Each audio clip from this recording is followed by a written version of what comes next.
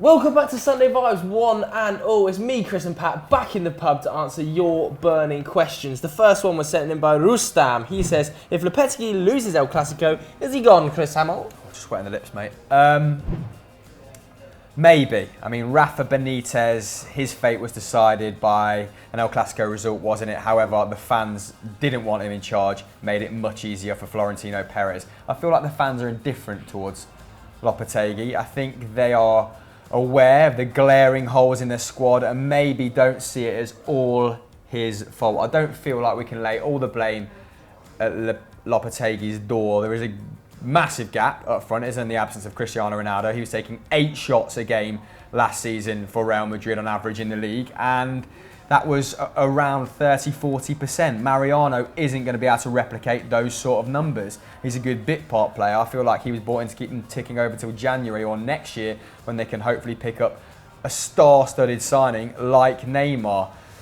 However, that narrow victory over Victoria Pilsen appears to have maybe exacerbated matters. I mean, for a minnow to come to the Bernabeu, still have 10 shots to hit the post to almost secure a point, I feel like they're losing exponentially more confidence in him. What he's got working in his advantage though is there's no outstanding candidate, at least at the club, to replace him, much like there was with Zidane when it came to Rafa Benitez. So Santiago Solari is the manager of Castilla. Castilla currently 3rd.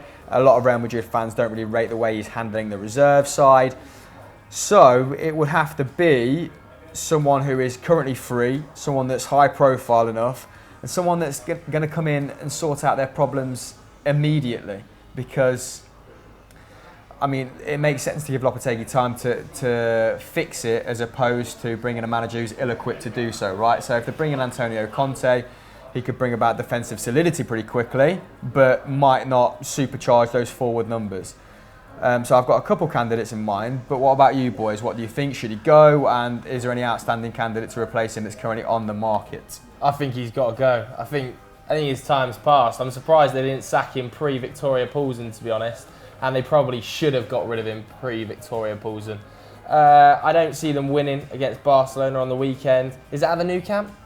I'm not too sure, but I can personally see Madrid getting a bit of a slapping there and then him being ultimately humiliated. I don't think the fans have much confidence in him. I certainly don't think the players have much confidence in him. The training ground looks really bitter. Do you guys see toxic the clip environment of Sergio Ramos pelting that young academy boy that comes across and clips his ankle? That might not be because of the current time. That might just be Ramos having a bad day and being an arsehole. Potentially. Which I don't want to fully capable of. I don't want to read too much into like one clip from a training ground. I kind of agree, but equally, it's kind of synonymous with the fact that the atmosphere is not great at Madrid at the moment. The management are in a pretty poor way. I don't think they've made a good start to the season at all defensively, or replacing Cristiano Ronaldo. I just think the club's a mess and that Lopetegui's life, not his life's over, but it's definitely his time at Madrid's over. Florentino Perez is going to pull the trigger. There's no way Lopetegui makes it to Christmas. Yeah, I mean, the thing is, I have absolutely no faith whatsoever that Florentino Perez isn't making decisions on a game-by-game basis. But anytime you hear a club, somebody say that a club is deciding whether they're going to sack a manager on the basis of one result, then you're dealing with a stupid club. Like, there's no scenario in which that's sensible, because you can't assess a team based on one performance. You have to assess them over the course of the season. Now, the thing is, I think Conte is the But the course of the season has been crap. Yeah, no, I don't disagree. I think Conte is the obvious guy to come in. Historically, he's actually been very good at getting just enough attack out of quite limited players. Like, we think of Juve as having always had a great attack, but he was winning the league with Matri and Vucinic and Jovinko. You know, he still put together quite a dominant attack there because he had an excellent midfield, and he would have that at Real Madrid.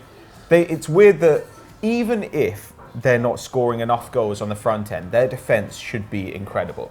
Like, they're counter-pressing in a way they weren't under Zidane. They're actually a more proactive defensive side than they were under Zidane. And they've still got incredible defensive personnel. And so there's really no excuse for them to have a poor defence. Yeah. And under Conte, they wouldn't. Conte would put together an excellent defence. And at the very least, then you could see them nicking games 1-0, 2-0. Maybe it's not the way Real Madrid want to play. But even if they just gave Conte an 18-month contract, till the end of the 2019-2020 season, and then assess the managerial landscape then, I think that would probably be a wise move. Yeah, I agree. I think they've got arguably the 4 best defenders in each position in the world. Maybe Carvajal and Kyle Walker are pretty tight toss up there, but Marcelo for me certainly the best left back. I think Sergio Ramos and Varane are probably the 2 outstanding centre backs in the world.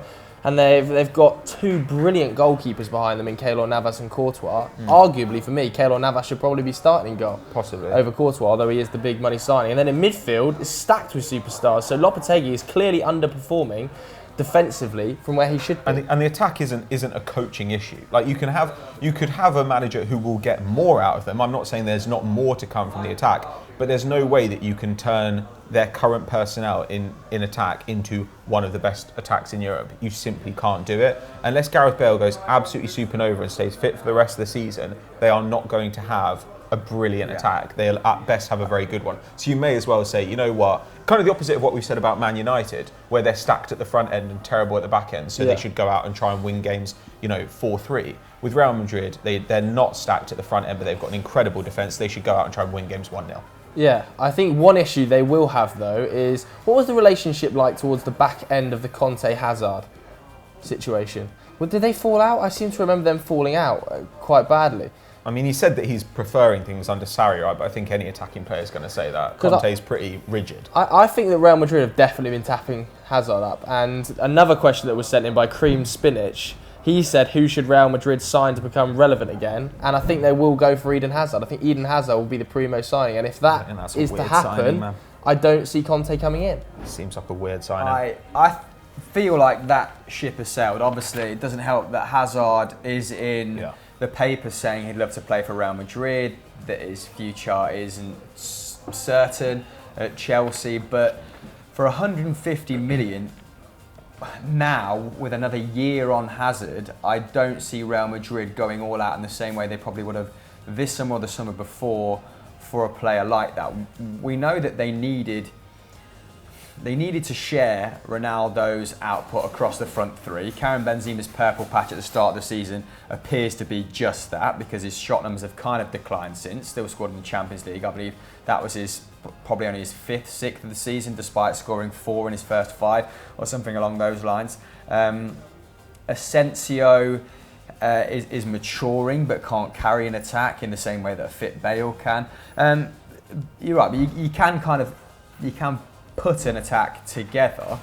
However, I do feel like there's going to be an awful lot of turnover in the summer to come, and it's whether they trust Lopetegui to facilitate that turnover, because the midfield needs looking at just as much as the attack, because the midfield is starting to age out, barring Isco, isn't it? So Toni Kroos, Luka Modric. So Real Madrid could be a really interesting project next summer, but I mean, I think that's one of the reasons Zidane left. He just saw the task in hand, and I don't think many managers would be given the time to give Real Madrid what they need in order. I mean, to become relevant again is somewhat harsh, but to catch up with someone like Barca, who I think have made very savvy signings. We can maybe move on to them in a minute, but is there any people you think could feasibly arrive in January or the summer? I think January is going to be a difficult window, especially if Real Madrid are struggling, because everybody's going to price them out of moves effectively. If Real Madrid come knocking for your player and you see them 4th in the league and the manager has either been sacked or a new manager has just been appointed, and I'm a chairman of a club, I'm thinking there goes an extra 20-30% on the price tag of that player, because I know that Real Madrid have to sign players. And you're right in that the midfield's ageing out, but I still look at it and I think they've signed young midfielders over the last 18 months. Ceballos and Hernandez hasn't really. And they've also got Kovacic coming back from Chelsea, who looks like he's going to have an outstanding season. He'll slot in into blue. that Modric. Should slot in pretty well. So there are definite transitions that are being made, and Real Madrid have clearly started at least a plan with those signings, but they're going to have to sign at least one superstar. at least one superstar to keep the fans on side, because that's what it comes down to. The fans at the Bernabeu love getting a new shiny player. You see it every single time. They pack out the Bernabeu every big unveiling. Yeah, and the problem is Perez goes along with that. So almost when they construct a great roster that's kind of future-proofed, it's almost by luck rather than judgment, you know, because he's not willing to give somebody 2 years where they maybe don't win anything in the hope that it will create a kind of another dynasty, I suppose. Like, I think they could have gone and got Lorenzo Insigne if they tried really hard this last summer, and that would have been great for them. He's a superstar. He had a superstar season last year. He's having a superstar season this year. If they got someone like Insigne, and then you'd probably wait and see whether Harry Kane's shot numbers come back to where they were last season. He's still scoring at a good rate, but his scoring rate and his expected goals rate, his shooting rate, everything is down, and I would worry about that long term. But if that rebounds by the end of the season, I'd just go for those two players. If it doesn't, then you're looking for a young superstar striker, and when you look around for that, there aren't that many. But it's going to be Icardi, isn't it? If you're gonna find also someone not of a that shot ilk. monster. Also not a shot monster. No, but scores massive amounts of goals and wouldn't necessarily need to be a shot monster in that Real Madrid team. He'd have in the same way that Ronaldo was. Real Madrid probably better suited to cater for a player like Icardi. You know, he'd definitely get more opportunities. He's averaging, 3 shots, if that, at Inter this last season, last couple of years, in fact. But I imagine they've got better creators than Candreva and Perisic are good creators, but Inter tend to play wide, deliver balls into him, don't they, just to latch onto with his head. He'd be expected to be more involved with players. He kind of accepts being a peripheral figure, doesn't he? But I'm not necessarily sure he answers all their problems. If they got him, I feel like they would. It would require a change of system. Maybe Isco back at 10. I'm not sure. If Icardi for what would he cost? 90, 100 mil? Probably more than that. I think Inter have rejected £100 million bids in the past, haven't they? Especially with is it still Wandanara's agent who just milks the cow for all it's worth? But otherwise you might as well go for someone like Timo Werner. Like, that's kind of your next best option. There aren't that many guys who are like kind of peak age or just about to hit peak age around who look like they could be Real Madrid standard up There's front. also 2 players that I saw linked with in Marca this week, not strikers, both playing for Manchester City, is Leroy Sané and Raheem Sterling. Well, Sterling's refusing to sign a new identified. contract, Yeah, I think he is, and he's got, at the end of the season, I think he'll have a year left. Yeah. So that would make a lot of sense for them. Like, if you had Asensio on one side and Sterling on the other, that's the core of a really, really good attack. And then you can put somebody up there who just needs service. And I do think it makes more sense to carry on building in a 4-3-3, because when I look at their midfield personnel, I struggle to see how you'd create a double pivot. I mean, maybe Kovacic and Casemiro could work, but then you've got Kroos and Modric, who I don't think will work at all in the midfield too. So I think they'll try and offload Modric at the end of the season. Like, he's been so heavily linked to Inter Milan that rumour just will not go away. I feel like you just keep him, wouldn't you? Unless they offer like crazy money, wouldn't you just keep him and he can carry on doing a role? But what if you could get Icardi involving a deal for Modric? If you could get Icardi for 40 million and Modric, I think that's where you'd be looking. You'd definitely do that, because that's valuing Modric at like 50 mil. But that's what if I was Real Madrid, that's where I would be looking. I'd value Modric about 15 at the end of the season, because he's going to be like 34. But if you're Inter Milan, the difference between being a Champions League club and slipping back into mediocrity at the moment is having Mauro Icardi, isn't it? He's literally he was responsible for 40% of their goals last campaign. And if you look at that Inter side, adding an ageing midfielder to the equation it probably won't bode well. They have Valero already. They have Nyangalan, who they overpaid for, who's 30 years old. I mean, there's still some decent young talent in there, Vecino, Martinez, but I'm not sure they're going to necessarily push for Modric with another year on him. I feel like they went for him this year, not as a knee-jerk reaction to Juventus getting Ronaldo, but it was almost like going for him is a decent kind of move, is a diplomatic move to appease the fans, to show that we have that level of ambition as well. So, I kind of can't see Inter Milan offering Icardi up in any scenario unless they secure another 20 goal a season striker. The one other area of Real Madrid that I look at and identify, I think, that's not the deepest. They've got probably the 2 best centre-backs, or certainly the best centre-back pairing in the world, for me, in Varane and Ramos. Behind it, there's not a great deal of cover for those two. I think it's all right. You've got. Is it? I think Outside of Nacho, who else Nacho's are we not talking amazing, about? but Nacho's perfectly competent. Unless I'm forgetting someone. Who and is then they've there got that's Jesus Nacho? Vallejo, who's their young kind of hope at centre back, who they've been saying for years he's going to be our new hero or whatever. He went on loan in Germany and was very, very good. He hasn't really played much since coming back to Real Madrid, but he's been hyped for a long time, and he looks like a very good centre back prospect. Hakimi to come back on from Dortmund. He's on loan there, currently killing it. He's only 5 assists in 5 at the start of the season. They're just so deep at right back though. Then they've got Carvajal, Odriozola, and Hakimi as right But backs. Hakimi's playing as a left back. He's played as a left back as well, but you've still got Marcelo and Theo Hernandez. So Yeah, I mean, it's tough. like that's not where I'd worry. I don't worry about the fullback. Doesn't feel areas like for Theo Real Madrid. Hernandez is going to get back into the side. He's barely played. He's still very young. It's a real tough one for Real Madrid in terms of the next 12 months because they've either got to decide whether they're going to sack the manager and then put either a long-term manager in place, they're hoping maybe somebody like Guti, who's a massive fan favourite, or they go for a quick fix like Conte and also turn a squad over. For me, it's a real tough one at Real Madrid. But what do you guys at home think about Los Blancos? And get your score predictions in for El Clasico 2 in the comments below. Before we move on to quick fire questions, make sure you go over to the podcast app because yes, it's happened. Sunday Vibes Extra Time, the podcast, is now live. I can't believe it's actually happened. How would you fix Manchester United? Mine and Pato's biggest anguishes of the week. Is that a word? Yeah. And then 2 truths and a lie with Chris Hamill. So go over, download the podcast, rate it 5 stars, and let us know what you thought in the comments below. That topic leads us quite nicely into our first quickfire question from Steve Sprout, who says, who do you think is going to win El Clasico? For me, 100% Barcelona are going to walk all over him. I'm going to go for like 4-0 Barcelona. Jesus. I actually think they're going to tear Madrid apart on the 4-0. weekend and put the dagger firmly through Lopetegui's heart. I think the Barcelona midfield is far too good for Real Madrid's right now. Madrid's is out of form and Barcelona's is purring. Yeah, I mean, Yeah, I'd agree. midfield's good. Especially after that Inter Milan game midweek. I think that Arthur has shown he's more than willing to pick up that mantle, that void left by someone like Xavi. Obviously, his playing style is very similar, loves a short pass, but it's the way he turns on the ball as well, the tempo of his play, the way he can just sort of get out of pockets of space, bring attackers into the game. I'm a massive fan of his. Busquets, defying Father Time, isn't he? Putting another vintage performance against Inter Milan.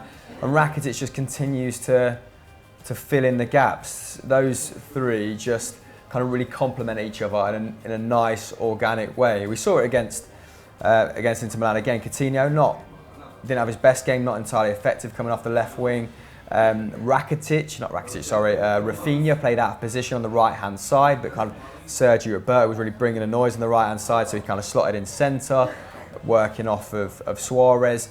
Even without Messi, they continue to find a way, don't they? I think 20 of 24 Champions League fixtures won without him, and that was even without Ousmane Dembele, without Malcolm, who were yet to really bed into the side. I've seen a lot of noise on Twitter prior about not starting Dembele, who I think is their 3rd top goal scorer after Luis Suarez with 3 goals this season. But Barcelona might not be hitting the heights their fans want them to, but at least you can see them getting there, whereas Real Madrid appear to be running the risk of just plateauing at the moment. So if you are Valverde on the weekend, who do you start in the place of Messi? Obviously unavailable. There's no Messi and Ronaldo for the first time in a Clasico in something like 10, 12 years. So who replaces Messi? Do you go with the defensive output of Rafinha or do you go with the creativity of Ousmane Dembele or Malcolm? Well, they've played Sergio Roberto there before in a Clasico. Surely you can't play Sergio Roberto right wing. But they played him there before and he ended up getting an assist to open the scoring in that particular game. So if you want a more defensive presence, that wouldn't be the worst idea. And from my point of view, Barcelona's weak link at the moment is Busquets. Busquets is off the pace. He's been bad so far this season. Even in games that they've won, like against Sevilla and Tottenham, they've been defensively suspect. And if I were Lopetegui, I would probably look at this game try and look at it the way that Ferguson would have looked at it in like 2009. You know, when he'd like sit someone like Park on Busquets and say, right, we've got to cut them off and put all the pressure on Arthur to be the pivot because he's nowhere near as good. at distributing from deep as Busquets. He wants to play higher up. So from that point of view, maybe I think, you know what, we are going to play somebody a little bit less fancied, like a Vázquez or a Ceballos, or you could even field Asensio there and say, we're going to sit you on Busquets and your job is to just stop them playing out of deep. Yeah, and I would be seriously targeting PK in this game as well. Yeah, he's not been great recently. Really out of sorts this season. I don't know whether he's just sort of hit a wall of being... How old is he now? 30? I think he's 29, 30. 30 years old? But he's not that old, but the absence of Umtiti, I suppose, is a downside, isn't it? When you don't have Umtiti in there, and Longley, maybe the slowest human I've ever seen. Longley was great against Inter Milan last night. He is violently slow, though. He's very good, but he is slow. I'll grant you that. Well, they're very similar sort of player, aren't they? They're both kind of Temple profile is the faster same. than Longley. Very good distributors, can both step out, but they definitely miss the athleticism of Umtiti. But who's punishing him for that? I'm sure that he's going to keep up Bale. with Bale on the wing. I'm sure Jordi Alba, is more than able to keep up with, well, Asensio or... I mean, Karim Benzema, I don't think will prove a particularly tall order, less so than Mauro Icardi in terms of movement in the box. But I agree. I think it's going to be... I think it might be a bit of a damp squib, but I think Barcelona are going to win quite comfortably by 2 goals. I would personally start Ousmane on the right-hand side for this one and try and pin Marcelo as deep as possible. Because I think Real Madrid driving forward without Marcelo are a totally different threat. They're already pretty blunt.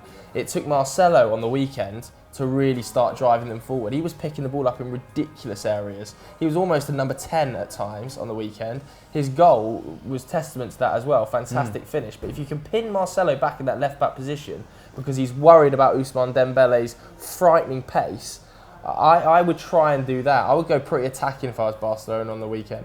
I would probably go for Suarez, Coutinho, Dembele as a front three. And then I would really try and pin both fullbacks as deep as possible. Yeah, and this could be Suarez's time to finally sort of break the dam, so to speak, when it comes to goals. I think he's scored 1 from his last 15 shots, and he is getting his good positions. He's harrying people really well. Like, his pressing's still been really good, but he obviously suffers when Messi's not there because people don't play as close to him there. And I saw it with Coutinho a few times against Inter Milan, where their relationship's not quite as sort of psychic as him and Messi. There's a few balls over the top when he wanted it to feet. But I think, yes, Suarez could also be a key figure in this game. So let's get some score predictions. I'm going to go 3-0 Barcelona. Ooh. Yeah, 2-0 Barca. Yeah, I think I'll probably go 3-1 Barca. I don't think they're good enough to keep a clean sheet at the back at the start of the season, but yeah, 3-1. Right, the next question, the quickfire question, was sent in by Rudra. Terrible name to try and pronounce here. Bhattacharya. I'm hoping that was right. He says, which is the best defensive partnership in the world right now? I've called this question out because I think it is one of the Madrid boys, or 2 of the Madrid boys, in Varane and Sergio Ramos. By far the best partnership in the world for the last 3 years for me. And untouchable on this. I think that Man City, as a system and a 4-man squadron, as I said on Hot Takes, are the best defensive outfit. But I actually think Real Madrid, as a partnership, just a 2-manner, Ramos and Varane complement each other to perfection. Yeah, historically over the last 3 or 4 years, but it says right now. Still go for Ramos and Varane. I would have them. If somebody could go, you can have 2 defenders in the world to slot straight into your team and have Ramos. Does it not worry you that at no point during their time at Real Madrid have Madrid had an elite defence? Like, don't get me wrong, they're excellent pair of centre-backs, but Madrid have not had an elite defence in the last 4 years. What are you categorising as elite? Conceding not conceding a bunch of goals, not conceding a bunch of shots, not giving away high-quality chances in the centre of the box. Like, that worries me. Whereas I look at Bayern Munich, and Bayern Munich have an elite defence every season. I look at Juventus, elite defence every season. Atletico Madrid, the same. Atletico Madrid's not a bad shout. Godin and Jimenez. Yeah, and even when Savic comes in, even when Lucas Hernandez is played at centre back, well, that fits always the whole good. pair dynamic, doesn't it? Because Juventus obviously conceding 3 goals en route to the Champions League final would qualify them for this question, wouldn't it? I go Chiellini and Bonucci. It's pretty tight. More so than Barzagli, if you're going to have to pick 2 out of that 3. Koulibaly and anyone. Rudiger at the minute, I think the start of this season has been fantastic. Rudiger and Luiz offer a really kind of unique skill set together, and they've kind of been really adept at adopting that Sarri system. But yeah, so maybe the boys from Juventus as well. The next one then was sent in by Daniel Krobe, who says, who made the best and who made the worst managerial appointment last summer? So I presume he means the summer just gone. I actually think the worst was Bayern Munich in Niko Kovac. I think it's all gone wrong there, unravelling pretty quickly. Early sell, better than Real Madrid. But best and worst appointment, is this people we thought were bad at the time or who it's been subsequently bad for? Let's go either way. I think Kovac was the worst appointment. You don't think he was the worst? I think there were better options out there than Kovac, was potentially why I was fairly frustrated with it, and he's not been very good this season. I don't know. I mean, I still think that there's time to develop. Like, results have picked up a little bit recently. Like I said, the defence has still been outstandingly good. Pretty much the only game where they've genuinely been bad, I think, was probably against Ajax in the Champions League. Other than that, they've been pretty solid. Best, potentially Thomas Tuchel long term, but he only signed a 2-year contract and doesn't really fit PSG. And you hated that at the time, and I think your reasons for hating it were completely correct. It doesn't fit him. It's not a good match. And also, if he's been brought in to win the Champions League and they exit at the group stage, which is very much on the cards at the moment, they might need to win away at Napoli, and beat Liverpool at home. If they exit at the group stage, that's basically the whole reason for him coming gone. It's a horrible fit, but equally, definitely one of the most talented. Another one potentially. What about Nagelsmann being early appointed by Leipzig? Yeah, I mean that's good. That's got to be right up there in terms of long term. Ralf Rangnick as well has just stepped out of director of football role back into management, and Leipzig look fantastic again. Their attack is so good. They look like one of the best teams in the Bundesliga again because Rangnick's actually really, really good at his job. Any others you can think of, boys? No, I think that's answered it pretty emphatically. Oh, it's not really counts, does it? Thierry late, horrible appointment. I think Enrique long term for the Spanish national team will be a good manager. Still yet to pick up results and figure out how they transition from a kind of legendary generation. But I think Enrique is a smart coach who is a good problem solver. I quite like that. And Ancelotti's doing well at Napoli. Yeah, that is true. Ancelotti and Napoli's a decent shout. The last one then of the quickfire before we move to personal questions was sent in by PEHW3 Ixianga. Sort your handles out this week. They've been an absolute disgrace. He says, is Pjanic the most underrated midfielder in world football? I mean, probably not. Not for me. I mean, who is rated? underrating him? Yeah, surely he's rated. Everyone goes on and on about him all the time. I'm one of those people. I think he's absolutely brilliant. And in the summer, I thought he'd have been a very decent fit for, Barcelona at one point. However, I do kind of concede that he needs someone playing next to him, someone protecting him. That appears to be Bentancur this season. The pair of them playing really well together. So let's kind of see if he's what is he, 28, 29 now, Pjanic. So he's going to need that assistance.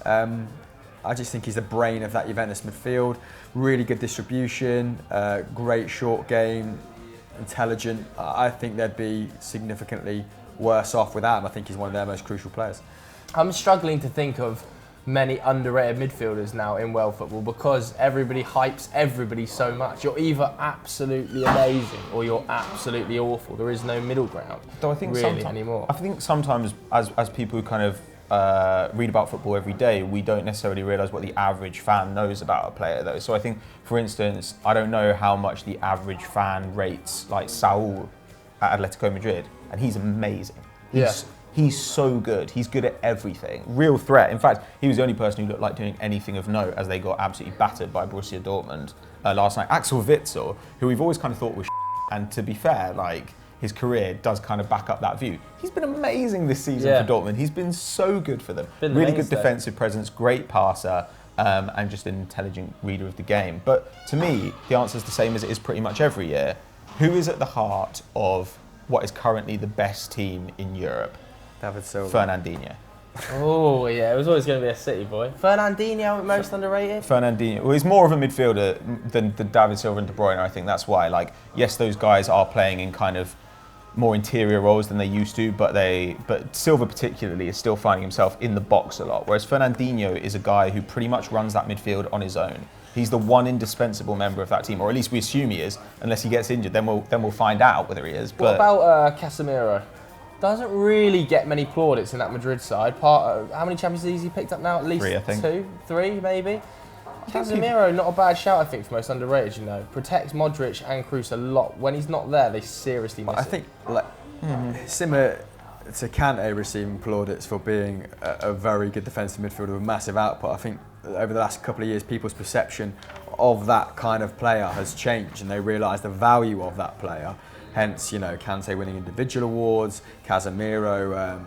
I think he's been received an adequate amount of plaudits. I think he's. But you're right. He's kind of. I mean, he's a player that if you ask the average football fan, who do you think is really good in that Real Madrid midfield? They'd be like Modric, Kroos, and then you went, what do you think about Casemiro? They'd be like, who? Yeah, but Casemiro isn't as good as Modric or Kroos. No, but they wouldn't even know who he is. I don't think. He's good at his job. I don't think if everyone you acknowledges asked some of the that. average football fans, who is he? They wouldn't even be able to tell you he played for Madrid. Yeah, that's probably true. But I mean, Alan is obviously another shout as well. Yeah. In the Napoli midfield, like Napoli's midfield still looks fantastic, and it's basically because they've got one guy there who does everything defensively and transitions them into attack and creates chances. What Alan has done this season is like, it's like Arturo Vidal at its best. And it feels like what Sarri is trying to do with Kante. And Kante is better than Alan defensively, for my money, like a better reader of the game, but he is nothing like the attacking output. Okay, so who is your most underrated midfielder in world football? Let us know in the comments below and on Twitter. Why not? On these handles. Moving on to personal questions now. The first one was sent in by Jamie Wilkes. He says, what is your favourite trashy TV programme? It's a great question. I love trash TV. I'll tell you something I watched the other day. Porn Stars. First time I've watched it. Or was it Hardcore Porn, I think it was called, this one. Of course. Absolutely incredible. I'm not talking P-O-R-N, I'm talking P-A-W-N. And this was Flip Central. It was an absolute masterpiece of American television. Could not believe how good it is. George is nodding his head behind the camera because he knows what goes on in Porn Stars because it's superb. What is Don't say what goes on in the Porn equivalent? It's like when they go to those like lots and they just Storage smash it. Storage hunters. It's like a better version of Storage Hunters, Storage mate. hunters definitely has its appeal. Tattoo fixers. I've got to say that is definitely my guilty pleasure. Fully expect to see Pete Dorman on that anytime soon. Getting that horrible crab removed from his pale Northern Irish arse. Tattoo fixers. I don't watch a lot of trash TV. Is just what's on television, isn't it? I don't know, man. I tune in. I record trash TV. I mean, I'm recording Celebrity First Dates. Celebrity Juice is quite trashy. It's not as good anymore, but it has its quality. It's not as good. Keith Lemon's gone downhill a little bit, isn't it? I mean, by series 15, the jokes do start to get a little bit repetitive when Paddy McGuinness is getting pied in the face. You're just like, yeah, I've seen that 32 times. So it does get a bit repetitive. Love Island, I have to say it's right up there for me. I'm a Celebrity, get me out of here now. I've been to watch the X Factor live. I'm absolutely unashamedly, is it unashamedly? Unashamedly, something like that. Whatever the opposite of You went shame. to watch the X Factor Went to watch the X Factor live. And when was that? And a year ago, 2 Oh my years God, ago. recently? Yeah. Oh, Wow. Bang on it, mate. I always forget that show's still going. That was the year of Reggie and Bolly. Saw them on their debut on the show. Absolutely superb Shout out energy. Reggie and Bolly. I know. And Chloe even got a photo of Willy Cheryl Bolly. Cole. So Wow. we're all winners, really. That Yeah. was a great day Quality. out. And then I'm sure I'll be getting hammered in the comments here, but unless you've been to X Factor Live, you don't understand the energy. What about Strictly Come Dancing?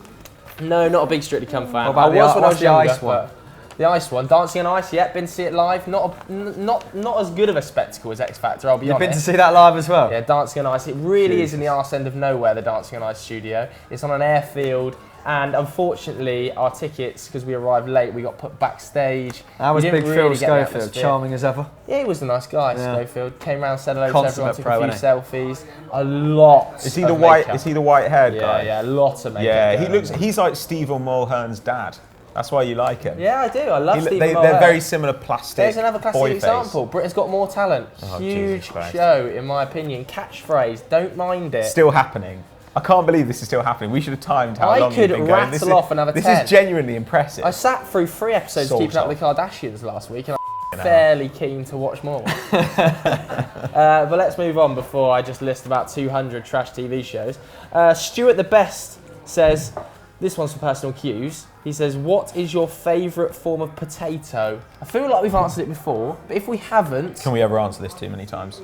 Exactly. Every kind of potato is pretty good except for boiled potatoes, which are gash. What? New potatoes boiled is quite terrible. nice. I'd take new potatoes with a bit of butter on any day. I think they're terrible. Bit of garlic. Jacket? They're by far the worst potato, then jacket, Parsley. second worst. I think my favourite's probably a dauphinoise. Really? It's up It's there. very creamy. cultured of you. I like the creaminess. I also, Chloe does Heavy. this really good thing where it's like she boils them a little bit and then she puts them in the oven, cuts them open, puts like cherry tomato and salt on them. I don't know what it is, but it's an absolute I masterpiece. think that's her creation. It's an absolute masterpiece. Fair play. What, potatoes Yeah. a la Chloe? Potatoes a la Hinks. I don't think there's many more meals that warm the cockles, Chips, like jacket potato with cheese crisps. and beans. What about a crisp? Nah, come on. I think if you've got chips, then you've got curly chips, then you've got waffle chips. I've never had a Incredible waffle action. chip. You know what's not good? Most potato wedges not good. Oh, that's bullshit.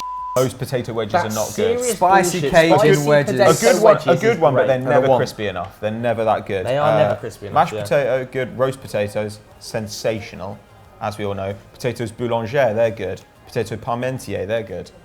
I don't know what you're saying. Different potatoes. I've never Matchstick heard of any fries. of these potatoes. Let's just keep going.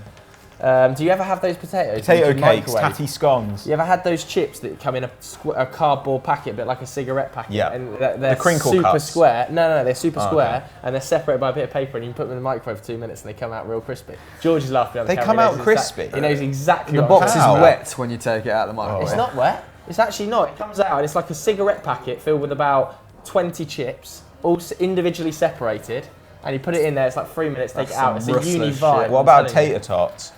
They're good. Never All had right. one. Mate, they're banging. What about those things where they're cut into smiley Croquet faces? potatoes. Oh, potato smiley faces. Potato They, funny smileys, they yeah. are sick. And potato waffles.